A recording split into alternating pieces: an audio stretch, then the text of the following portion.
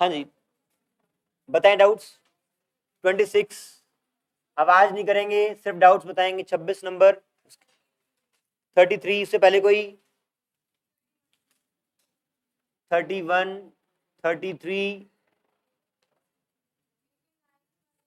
हाँ बताएंगे, जो भी आप बता दें नंबर। 20, 32,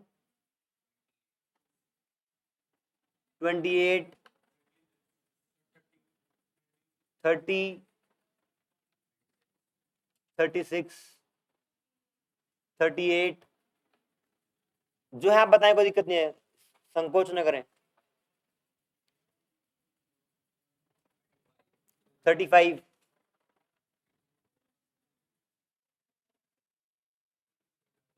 that's it. एक बार इनको सीक्वेंस में लगवा दें। सबसे पहले कौन सा है? 26, 28, 30, 31, 32, 33, 35, 36 और 38। इसका मतलब बाकी सवाल सबको आते हैं। ठीक है, सवाल नंबर 26 देखते हैं। 25 बता दें।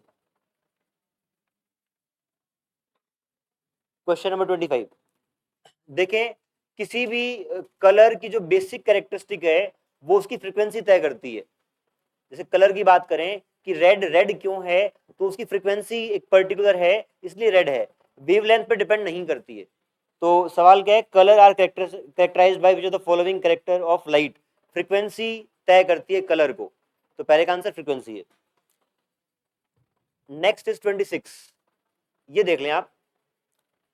अगर मैं कहूं refractive index of glass is 1.5, क्या टेक्निकली ये स्टेटमेंट अपने आप में करेक्ट है? नहीं है, ये मैंने बताई नहीं बात, पर आज आप नोट कर लेंगे कि अगर ऐसा कोई बोले कि refractive index of glass is 1.5, तो ये टेक्निकली इनकरेक्ट स्टेटमेंट है। करेक्ट स्टेटमेंट क्या है? किसी भी चीज का रिफ्रैक्टिव इंडेक्स दो बातों पर डिपेंड करता है, मीडियम पे भी और वेवलेंथ पे भी। ठीक है,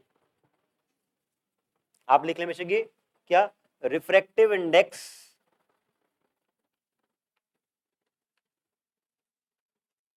depends upon medium and wavelength. For example, अगर हम रिफ्रैक्टिव इंडेक्स को डिफाइन करते हैं C equal to N equal to C by V, वैसे आपकी जो लाइट है उसकी वेलोसिटी को इन अ गिवन मीडियम क्या मैं लिख सकता हूं? V equal to lambda by T. अगर आपकी एक वेव है, एक पॉइंट से एक लैम्डा लेंथ की वेव निकल गई इन टाइम t, तो lambda by T is nothing but speed of wave. ठीक है, स्पीड ऑफ वेव है। इसको आप चाहें तो ऐसा भी लिख सकते हैं, lambda mu frequency, 1/t frequency. इसको यहां पुट करेंगे तो refractive index is equals to C और V आपका हो जाएगा लैम्डा न्यू। यहां से आप सिंपली बोल सकते हैं refractive index is inversely proportional to wavelength. Very important relationship, refractive index is inversely proportional to wavelength. ठीक है, अब सवाल नंबर 25 अटेम्प्ट करें। अब देखें ध्यान से, हम कहते हैं कि जब आपकी लाइट एक मीडियम से दूसरे मीडियम में ट्रेवल करती है तो उसकी स्पीड बदलती है। स्पीड बदलेगी तो आप देखें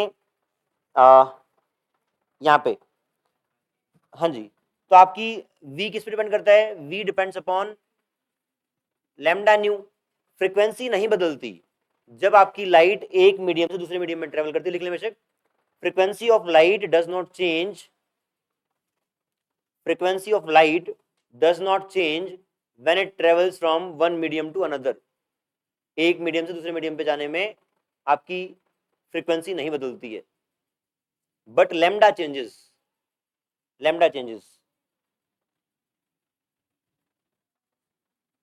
अब सवाल नंबर 26 में बोल रखा है कि wavelength of light in two liquids is X and Y.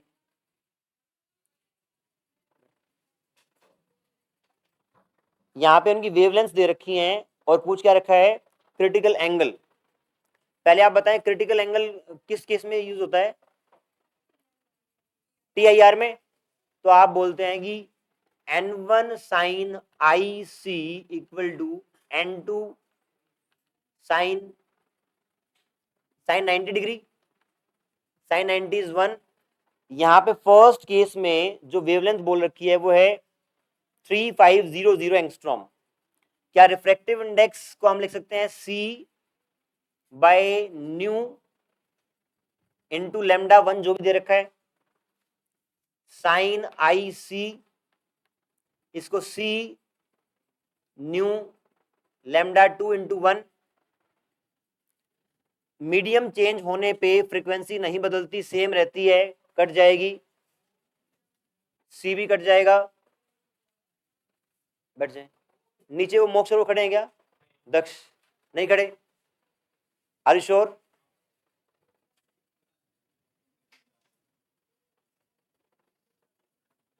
आपको पक्का पता है कि नहीं पता आपको? ठीक,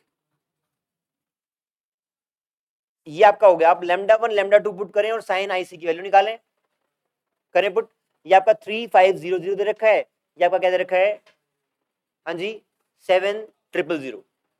तो आपका ये 3500 हो जाएगा, उस जाएगा साइन IC becomes 3350 अपॉन 750, ये हाफ हो गया।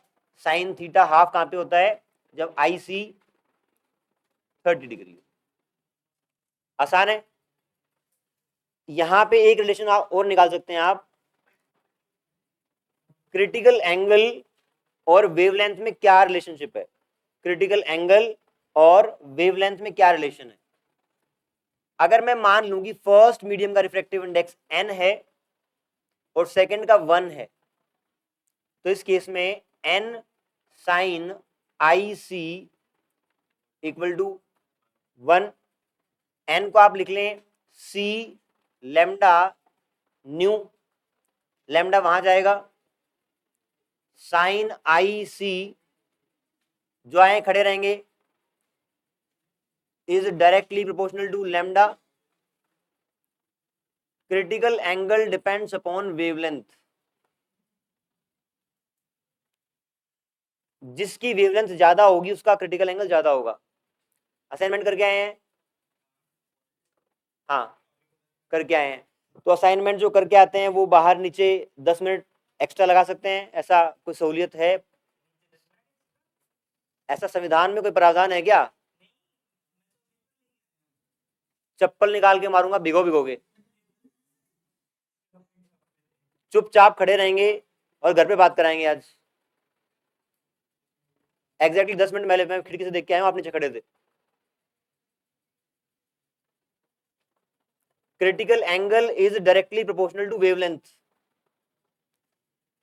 ठीक है, आपका रिफ्रैक्टिव इंडेक्स वेवलेंथ के इनवर्सली प्रोपोर्शनल है। दोनों रिलेशनशिप बहुत इंपॉर्टेंट है, याद रखेंगे आप। हाँ जी, ये सवाल आपका डन।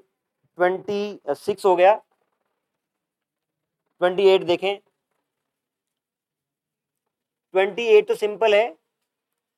आपको velocity of light in glass whose refractive index, आवाज नहीं करनी बिल्कुल भी, यहाँ जा। Velocity of light in glass whose refractive index with respect to air is 1.5। क्या फर्स्ट इक्वेशन से, फर्स्ट स्टेटमेंट से आप C की वैल्यू निकाल सकते हैं? सब लोग बताएं। रिफ्रैक्टिव इंडेक्स गिवन है 1.5। आपके पास शीट नहीं है क्या? ये आपकी है तो आप शेयर कर लेंगे किसी से।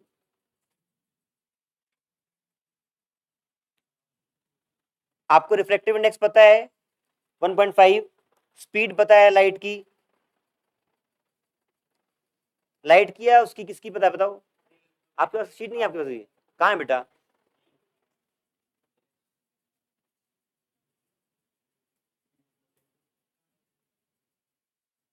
ये कोई भी सही तरीका नहीं, बिल्कुल भी। इतने आप कैसे कैजुअल हो सकते हैं?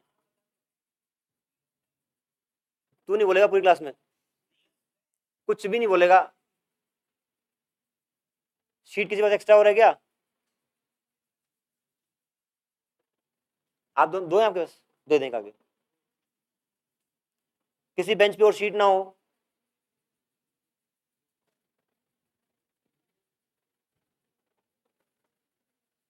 किसकी एसटीटी बताओ, फिर तुम क्यों मांग रहे हो?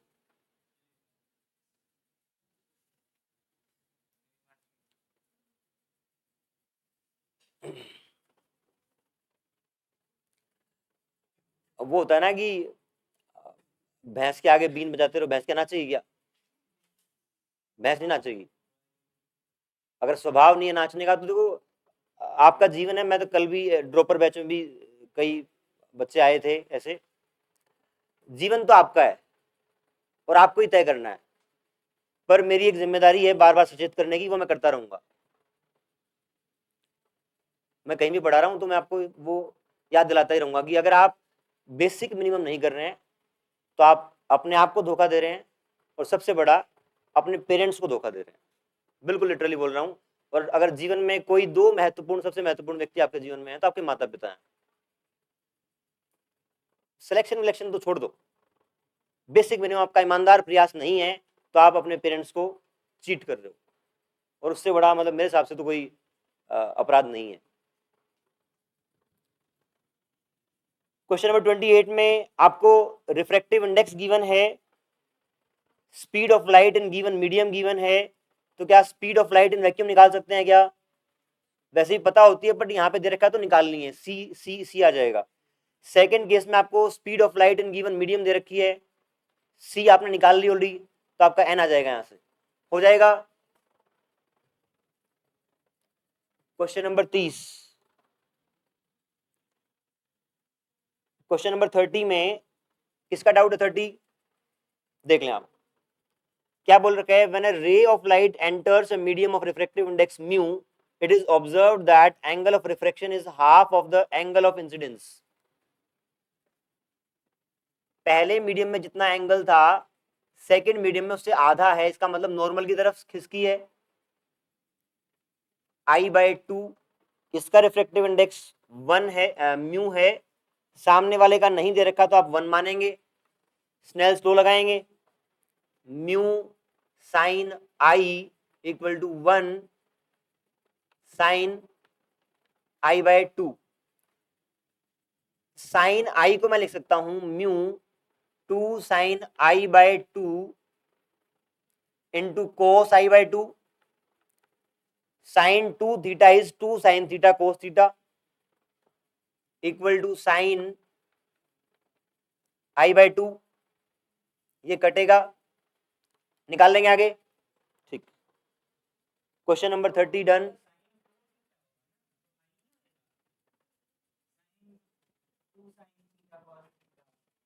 आज की क्लास के लिए आपको नहीं बोलना है, अब न्याय दिलाना पड़े, ठीक है? आप सुनेंगे सिर्फ। 30 हो गया। 31 किसका डाउट है बताएं? ठीक है, जो मैंने ये बताया critical angle is proportional to wavelength, क्या इस फैक्ट को यूज करके ट्राई कर सकते हैं? एक बार देखें सब लोग, क्वेश्चन पढ़ें दोबारा से। स्टेटमेंट है सवाल की, white light incident on a interface of glass and air as shown in the figure, if green light is just totally internally reflected then emerging ray in air contains। बहुत बढ़िया सवाल है।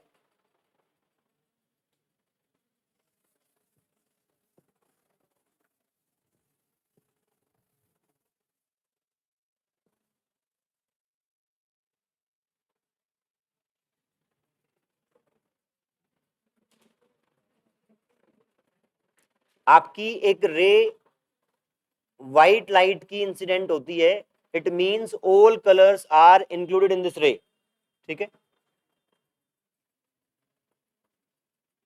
यहां पे जो टोटली इंटरनल रिफ्लेक्शन TIR होता है वो ग्रीन लाइट का होता है। देख लें आप, क्या है? यहाँ पे ग्लास है, यहाँ पे एयर है, तो डेफिनेटली डेंसर टू रेयर जा रही है तो TIR होगा। ये बोल रहा है कि ग्रीन का जस्ट हो रहा है, तो सवाल है कि कौन से कलर बाहर निकलेंगे। तो आप सबसे पहले आपको पता होना चाहिए V, इसमें आपकी वेवलेंथ किसकी बड़ी है? सबसे बड़ी वेवलेंथ इसकी है, सबसे बड़ा क्रिटिकल एंगल इसका होगा, ठीक है? ग्रीन पे आ जाए, ग्रीन जस्ट TIR शो कर रही है, ठीक है? तो इसका मतलब ये हो गया IC, जिस इसका वेवलेंथ कम होगा तो IC भी कम होगा। इसका मतलब इसका IC कहीं यहां पे आएगा, इसका IC यहां पे आएगा, पर इसका इंसिडेंट एंगल IC से बड़ा है तो ये TIR शो करेगा, ये भी करेगा, ये भी करेगा, ये भी करेगा, क्योंकि सबका angle IC is less than the incident angle. तो आपके बाहर कौन से निकलेंगे? Yellow, orange, red.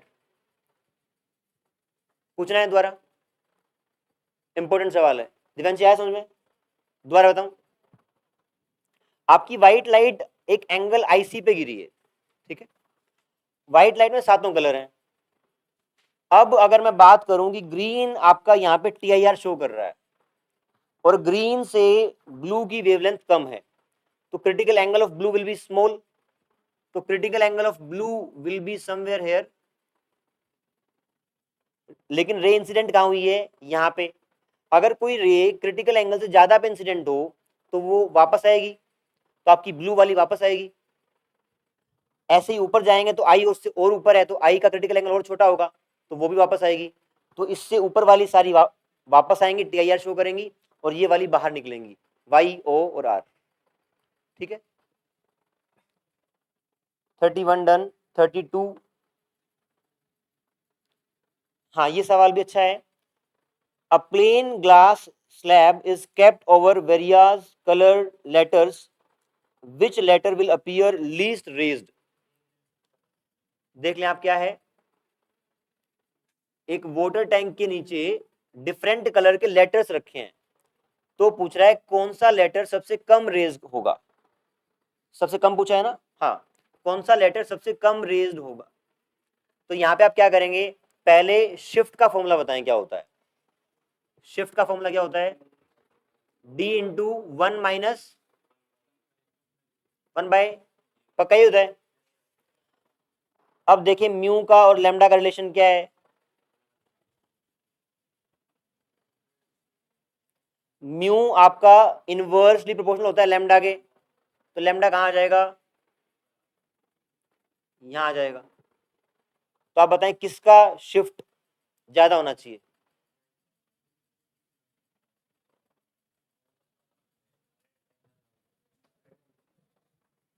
अच्छा एक बात बताओ, ये लैम्डा बाय म्यू नहीं है, मैंने यहाँ पे सिर्फ ऐसा लिखा है कि म्यू इक्वल टू ये लैम्डा के प्रोपोर्शनल रहेगा, है ना।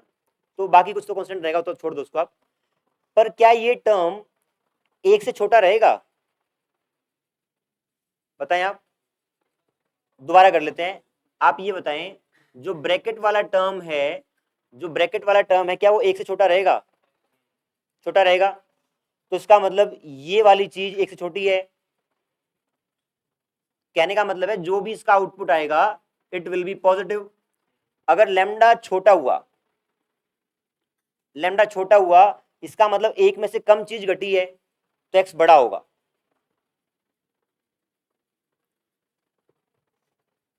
ठीक है, तो जिसका वेवलेंथ सबसे बड़ा होगा एक्स, उससे उसका सबसे कम होगा। तो अब चेक करें गिवन ऑप्शंस में क्या है।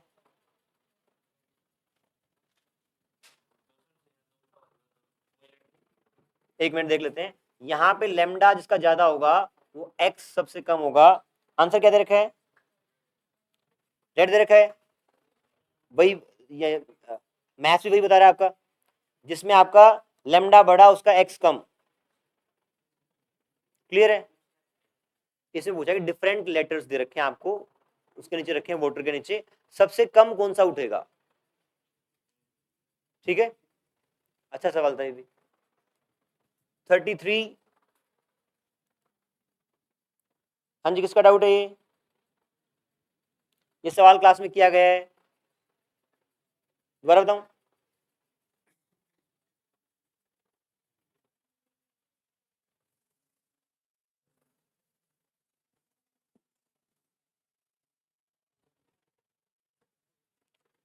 क्वेश्चन नंबर 33, एक आपका ग्लास लैब है और इसमें एक एयर बबल है क्या, इसका रिफ्रैक्टिव इंडेक्स, आवाज नहीं करेंगे, 1.5 है। Air bubble when viewed from one side, एक साइड से व्यू करते हैं तो वो 5 सेंटीमीटर नीचे दिखता है। इस साइड से देखते हैं तो 5 सेंटीमीटर नीचे है, और इस साइड से देखते हैं तो वो 2 सेंटीमीटर नीचे है। Then thickness of slab, slab की थिकनेस क्या होगी? कैसे अप्रोच करेंगे विवेक? नहीं करेंगे कोई अप्रोच? मान आप बताएं। शिफ्ट वाले के बजाय अपारेंट डेप्थ वाला यूज करेंगे, शिफ्ट वाला करेंगे? दोनों से हो जाएगा। आप यहां पे बताएं, ये जो दे रखी है ये apparent depth h is equals to H naught, मैं इसको h1 बोल रहा हूं, h1 बाय म्यू। बताइए ठीक लिखा है क्या? h1 क्या है? इस बबल की जो एक्चुअल डेप्थ है इस साइड से वो h1 है, लेकिन जो दिख रही है यहाँ पे वो h1 डैश मान ली मैंने, h1 डैश। h1 डैश इस केस में 5 सेंटीमीटर गिवन है, 5 है। इस साइड से आप h2 मान लें, तो जो h2 डैश होगी it will B h2 by mu 2। Refractive index यहाँ पे 1.5 दे रखा है, तो यहाँ से h1 आ जाएगा, h2 आ जाएगा, दोनों को ऐड करेंगे तो थिकनेस ऑफ स्लैब आ जाएगी। आसान है? ठीक, 34 बता देंगे। Question number 34, a ray of light travelling in air with wavelength lambda. इसमें वही है बस, जब अगर मीडियम आपका चेंज होगा तो क्या स्पीड चेंज होगी, वेवलेंथ होगी, फ्रीक्वेंसी सेम रहेगी। तो यहाँ पे जो n वर्ड दे रखा है वो फ्रीक्वेंसी के लिए दे रखा है, आप पढ़ें ध्यान से। जो n है वो फ्रीक्वेंसी के लिए यूज किया गया है, तो आपका n1 और n डैश बराबर रहेगा। ठीक है, हाँ, frequency will be same in both mediums. 35, light travels through a glass plate.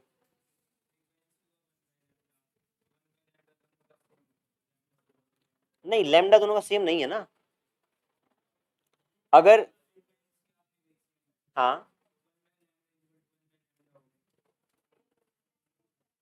कैसे हुआ? ठीक, फ्रीक्वेंसी सेम रहेगी, बेसिक कैरेक्टरिस्टिक वो है। Light travels through a glass plate of thickness t having refractive index n if c is the velocity of light in vacuum, time taken by light to travel the this thickness of glass। आसान सवाल है तो। हाँ जी, आपको निकालना है कितना time लगेगा या थिकनेस निकालनी है? टाइम टेकन निकालना है, टाइम निकालना है। तो आप बताएं यहां पर स्पीड कितनी होगी लाइट की in medium, c into V या n into V? n into V होगी ना, n equal to c by V, तो v हो जाएगी बेसिकली c बाय n हो जाएगी। थिकनेस कितनी दे रखी है? t, ये आपकी वेलोसिटी है, थिकनेस t है, टाइम क्या होगा? डिस्टेंस अपॉन स्पीड, डिस्टेंस यहां पे t है और v क्या है? एन टी बाय सी। क्लियर है? 35, 36, a ray of light propagates from glass to water, value of critical angle। आसान सवाल है, n1 sin IC equal to n2 sin 90। इसका डाउट है? आपके दो मीडियम दे रखे हैं, पहला रेयर है, पहला डेंसर है, दूसरा रेयर है। तो हमने अभी तक क्रिटिकल एंगल जो निकाला है वो n sin IC equal to 1 into sine R किया है, साइन 90 किया है, क्योंकि सेकंड मीडियम को 1 माना था। समझ में आया? यहां पे सेकंड मीडियम 1 नहीं दे रखा, तो आप दोनों का रिफ्रैक्टिव इंडेक्स यूज करेंगे। सक्षम? ठीक है, 36 डन। 38, किसके लिए क्रिटिकल एंगल मिनिमम रहेगा? IC is proportional to lambda, सबसे कम किसका? वोयलेट का, उसका रहेगा। ठीक, 37, relation between critical angles of water and glass. देखिए जब वोटर और ग्लास बोलेगा तो इसका मतलब वो सेम वेवलेंथ यूज कर रहे हैं वहां पे। Sine N sine I C equal to 1, I C equal to sine inverse 1/n। तो आप रिफ्रेक्टिव इंडेक्स ऑफ वोटर और ग्लास यूज कर ले 1.5 और 4/3, तो आपका आईसी पता लग जाएगा कौन सा बड़ा है। जिसका रिफ्रेक्टिव इंडेक्स बड़ा उसका एंगल छोटा। बैठ जाए मोक्ष, यहाँ आ जा, आप वहां बैठ जाए, यहाँ जा।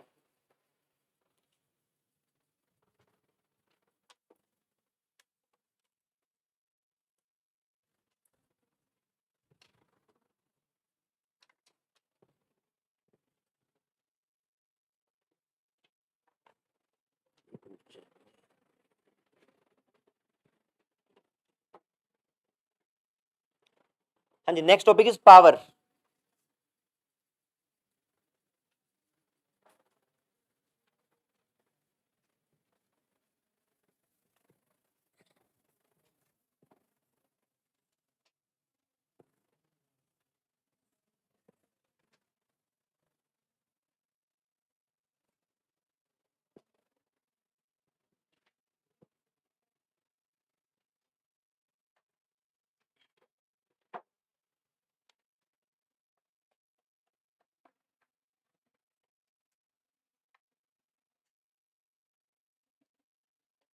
अगर कोई लेंस आपके पास अवेलेबल है,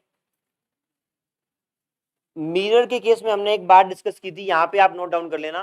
क्या?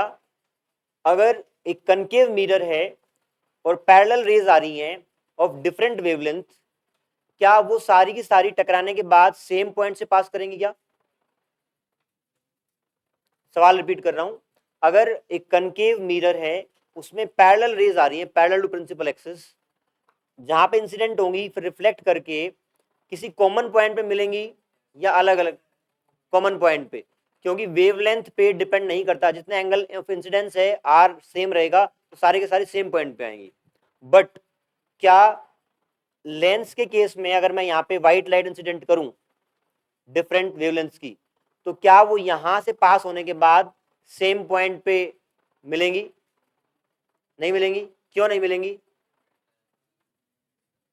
हाँ जी, वाई? हाँ जी, फ्रीक्वेंसी अलग है, वो तो अलग इशू है, रिफ्रैक्टिव इंडेक्स अलग है। अगर मैं कहूंगी ग्लास का रिफ्रैक्टिव इंडेक्स 1.5 है तो मैं बोल रहा हूँ कि वो टेक्निकली इनकरेक्ट स्टेटमेंट है। रिफ्रैक्टिव इंडेक्स इसका अलग अलग रहेगा, तो आपको लेंस मेकर फॉर्मूला में पता होगा 1/f was n mu minus n2 minus n1/n1 1/r1 minus 1/r2 आया था। तो आपका जो फोकल लेंथ है वो रिफ्रैक्टिव इंडेक्स पे डिपेंड करता है, और रिफ्रैक्टिव इंडेक्स आपकी वेवलेंथ पे डिपेंड करती है, तो आपका अलग अलग होगा। ठीक है, अब मान लो एक कोई लेंस है, एक पर्टिकुलर पैरेलल रे को यहां फोकस करता है, एक दूसरा लेंस है वो उसी रे को सेम वेवलेंथ है, सेम वेवलेंथ है, बट आपका लेंस दूसरा है, वो यहां फोकस करता है। आप किसकी कन्वर्जिंग पावर ज्यादा बताओगे?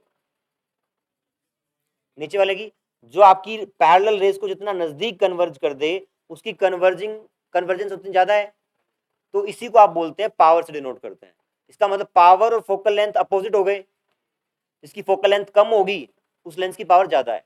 तो power is basically defined as 1/f, 1/f।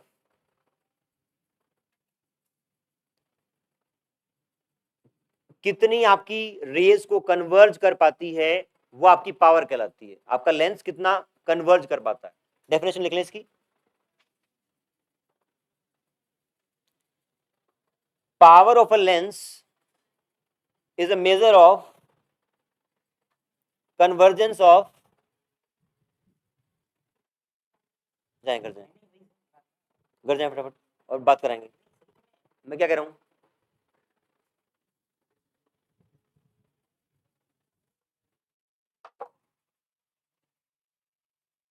Power of a lens is a measure of the convergence or divergence. Power of a lens is a measure of the convergence or divergence which a lens introduces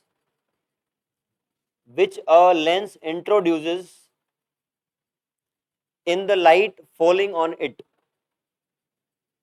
In the light falling on it. Mathematically it is defined as 1 by f. Simply power का मतलब 1 by F रहेगा आपका. अगर आप focal length को metres में put करोगे, if focal length is put in meters, then power comes out to be in diopter. जो यूनिट है पावर की वो डायोप्टर है. वो डायोप्टर तभी आएगी जब आप वेवलेंथ को फोकल लेंथ को मीटर में पुट करोगे. बहुत इंपॉर्टेंट पॉइंट है. कहीं सेंटीमीटर में दे रखा हो, आपने 1 बाय कर दिया तो आपका डायोप्टर में नहीं आएगा, वो मीटर में पुट करेंगे तभी आएगा. P equal to 1 by F. इसके बाद आपका आता है कॉम्बिनेशन ऑफ लेंसेज.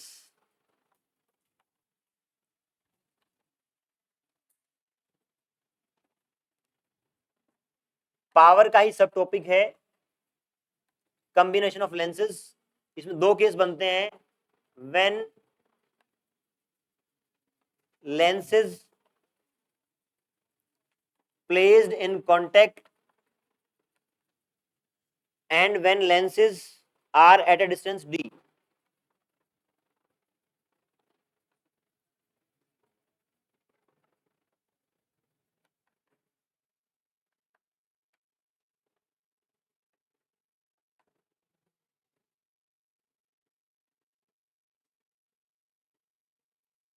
ये आपकी फोकल लेंथ f1 है, ये f2 है. दो लेंस एक डिस्टेंस d पे रखे हैं. फोकल लेंथ f1 है, f2 है. दोनों केसेस में आपको इक्विवेलेंट फोकल लेंथ निकालनी है कि इन दोनों लेंसेज की इक्विवेलेंट फोकल लेंथ कितनी होगी. आप देखें, अगर मैं यहां पे फर्स्ट लेंस के लिए लेंथ इक्वेशन लगाऊं तो it will be 1 by v minus 1 by v dash minus 1 by u equal to 1 by f. यहाँ पे u डैश v डैश क्या है?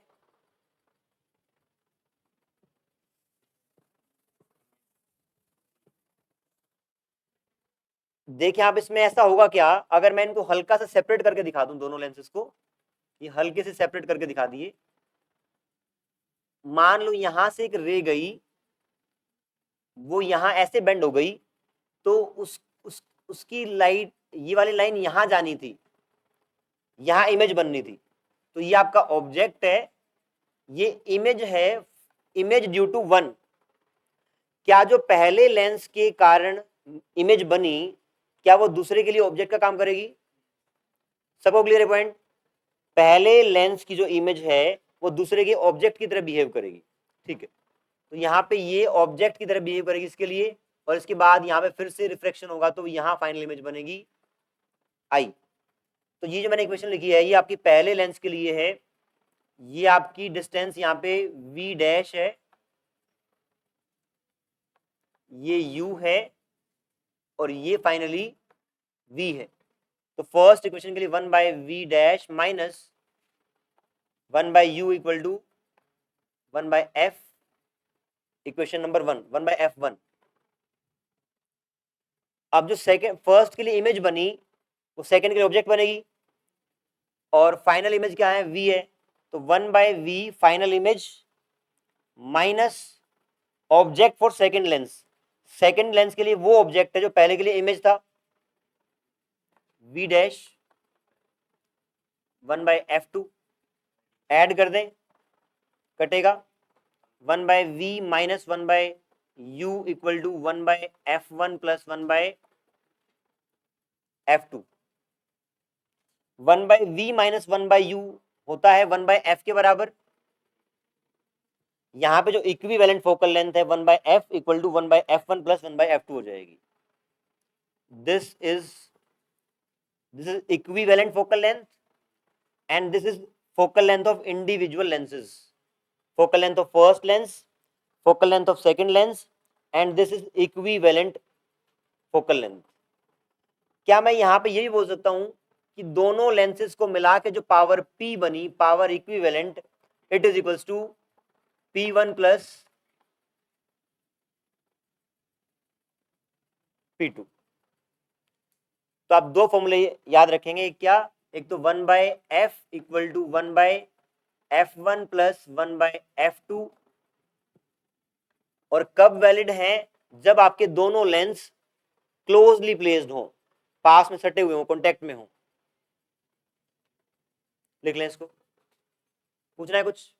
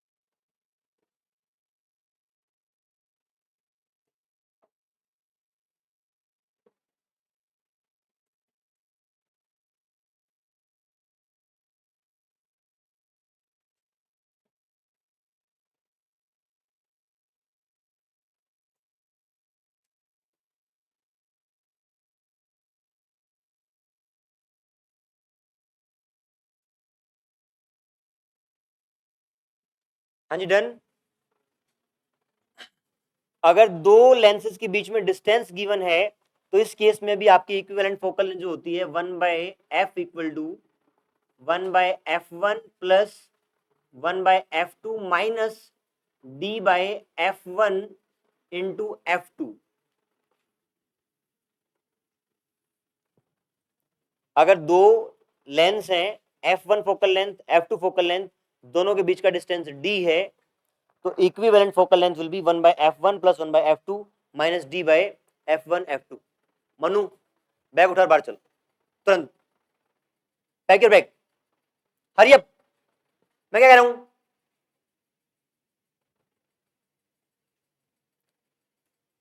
अगली बार तभी आएगा जब पेरेंट्स आगे मिल जाएंगे.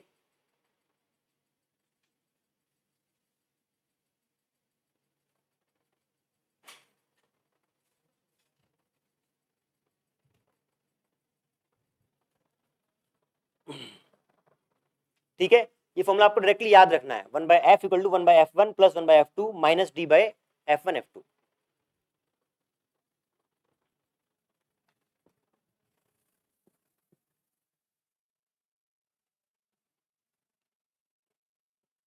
हमने मिरर के केस में एक फॉर्मूला पढ़ा था, न्यूटन्स फॉर्मूला. ध्यान है? बताएं आप बेटा. आपके मिरर के केस में एक न्यूटन्स फॉर्मूला पढ़ा था, ध्यान है? किसको ध्यान है? बताएं मुझे. x1 x2 equal to F square. x1 x2 क्या थे? कहां से? फोकस से. किसके? ऑब्जेक्ट और इमेज के. तो आपका सिमिलर एक न्यूटन्स फॉर्मूला यहां भी आता है.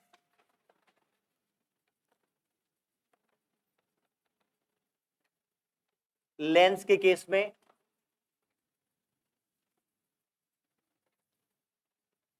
ये आपका एक लेंस है f, f, 2f, 2f. अगर for example object is put here, its distance from focus is x1, और यहां पे कहीं इमेज बनी है मान लो, और वो आपकी फोकस से है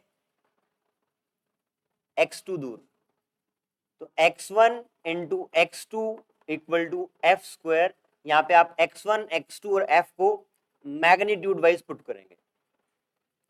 x1 x2 और f को आप मैग्नीट्यूड वाइज पुट करेंगे तो आपका ये फॉर्मूला बन जाएगा. कहां से आया ये? आप सिंपली पुट कर सकते हैं. यहां पे आपकी लेंथ इक्वेशन होती है 1/v minus 1/u equal to 1/f. अगर ये डिस्टेंस x है तो u कितना हो जाएगा? f प्लस x1 हाँ जी, u आपका f फॉर एग्जाम्पल मैं कह रहा हूं यहाँ पे u बन जाएगा minus of x1 plus f and image आपकी f plus x2 plus put करेंगे, यहां से पुट करके सोल्व करेंगे तो आपका यही आ जाएगा। आपको करके देखना तो घर पे आप ये दोनों पुट करें और एग्जैक्टली यही आपका रिलेशन आएगा। नोट डाउन कर लें इसको भी।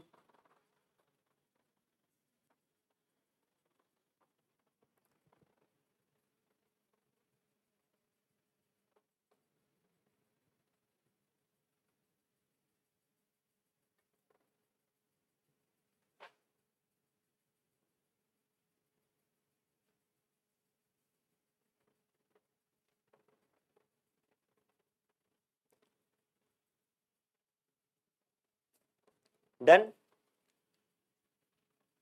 इसके बाद आपके लेंस के कुछ मिसलेनियस टॉपिक्स बचे हैं, बहुत स्मॉल स्मॉल हैं। आप हेडिंग लिखें, focal length of equiconvex lens, focal length of equiconvex lens placed in air। Equiconvex lens का मतलब है दोनों साइड से उसका कर्वेचर बराबर है, R1 R2 बराबर है। आपको लेंस मेकर फॉर्मूला यूज करके आंसर निकालना है कि 1/f की वैल्यू कितनी होगी या f की वैल्यू कितनी होगी। ठीक है, करें ट्राई।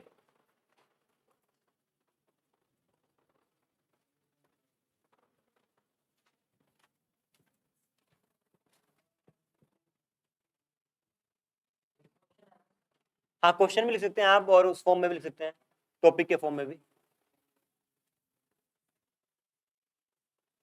एक इक्वी कॉन्वेक्स लेंस जिसका रिफ्रैक्टिव इंडेक्स म्यू है, एयर में प्लेस है, उसकी फोकल लेंथ क्या होगी। सबसे पहले आपको पता होना चाहिए lens maker formula, 1/f equal to n2 minus n1 by n1 1/r1 minus 1/r2। सबको याद है फॉर्मूला? ठीक है। अगर इक्वी कॉन्वेक्स है, दोनों साइड से R1 R2 बराबर है मैग्नीट्यूड वाइज, रिफ्रैक्टिव इंडेक्स इसका म्यू रहेगा और ये R1 R2 बराबर रहेंगे, 1/f equal to mu minus 1, क्योंकि एयर में रखा है तो बाहर वाला मीडियम कितना है, 1 है, n1 इज 1, 1/r, ये positive plus r minus 1/r, क्योंकि ये वाला r आपका नेगेटिव है, तो इसको आप सोल्व करेंगे, म्यू माइनस 1 इंटू 2/r, और फोकल लेंथ आपकी हो जाएगी इस केस में, इसको रिवर्स कर दें आप। ठीक बनाया गया ये क्वेश्चन? ठीक है। f इस केस में हो जाएगा r/2 म्यू माइनस 1, ये आपकी फोकल लेंथ हो गई in equi for equiconvex lens placed in air. हाँ जी, पूछना कुछ? ठीक, अगला आप सवाल करें।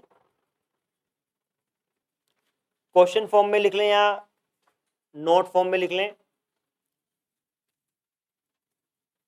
Focal length of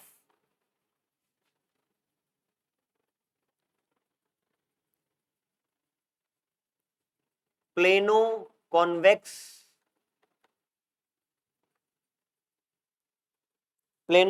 lens placed in air.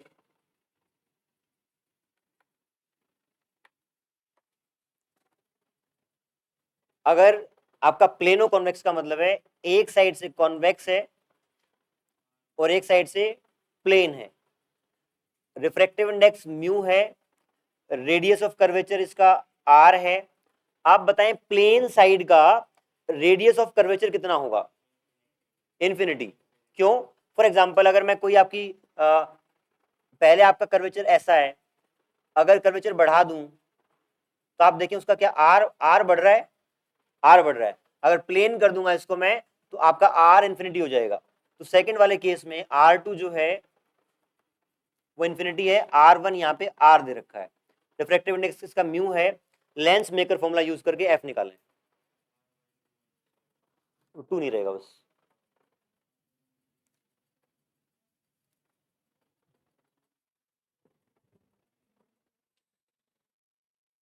हाँ जी,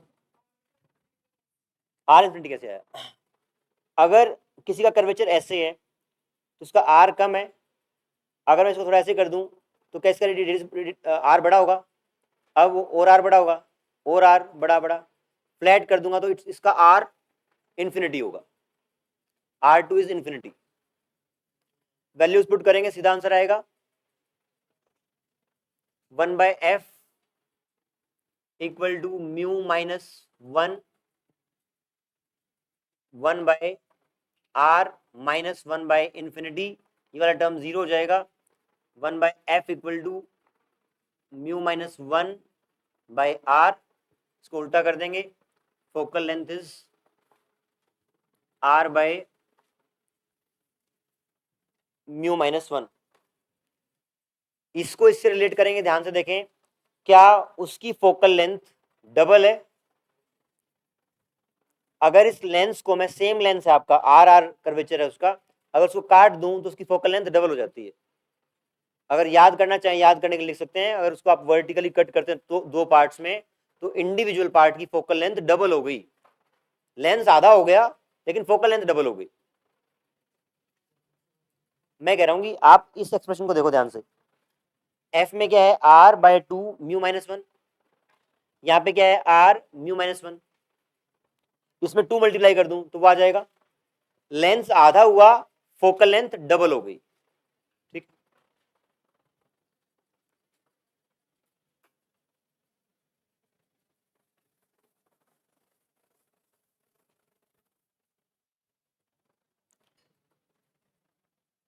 next, how focal length of equiconvex lens changes when it is cut in two equal parts as shown in figure।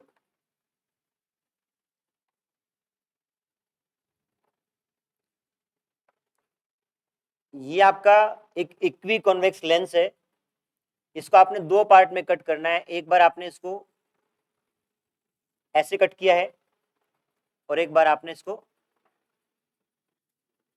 ऐसे कट किया है। इसकी फोकल लेंथ f थी, तो इसकी आपने देख ही ली कितनी हो रही है, इसकी 2f हो रही है ना, इसकी 2f है, इसकी सेम क्यों रहेगी?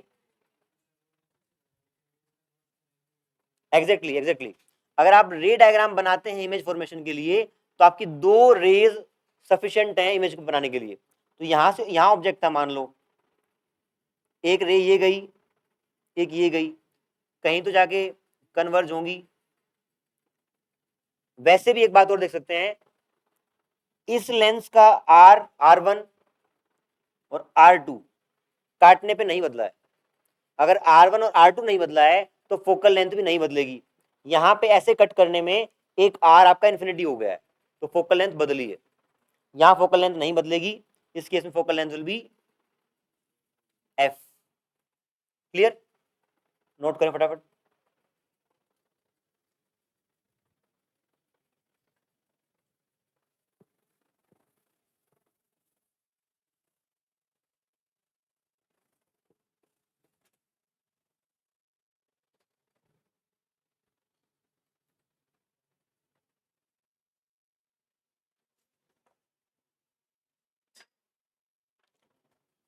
अगला सवाल, क्या convex is convex lens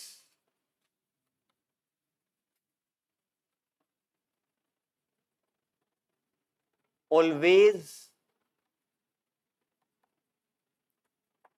converging lens? क्या कॉन्वेक्स लेंस हमेशा कन्वर्जिंग लेंस रहेगा? कब नहीं रहेगा? नहीं, हाँ एग्जैक्टली, देखिए आप फोकल लेंथ किस पे डिपेंड करती है, 1/f equal to n2 minus n1।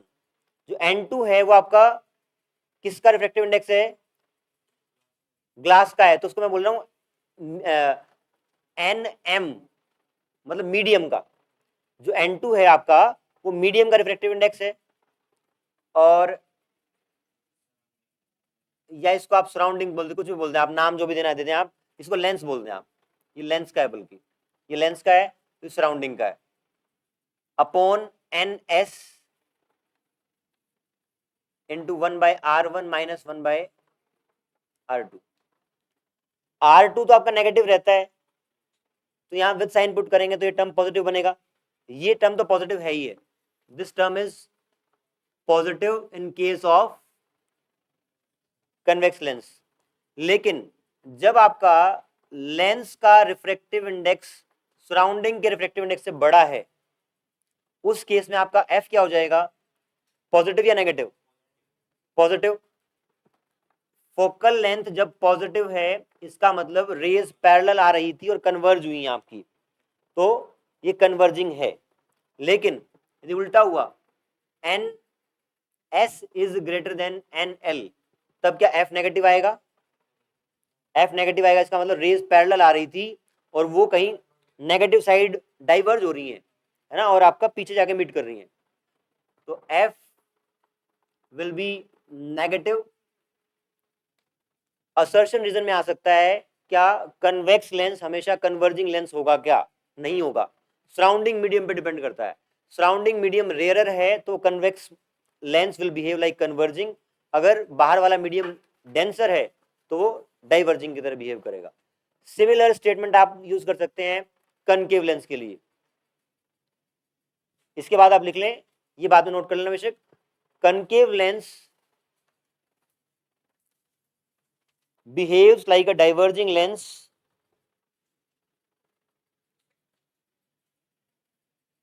when medium is rarer,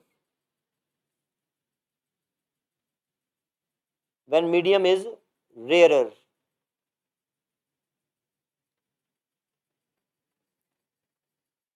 and behaves like converging lens when surrounding is denser। ठीक है, इतना ही करते हैं, थैंक यू।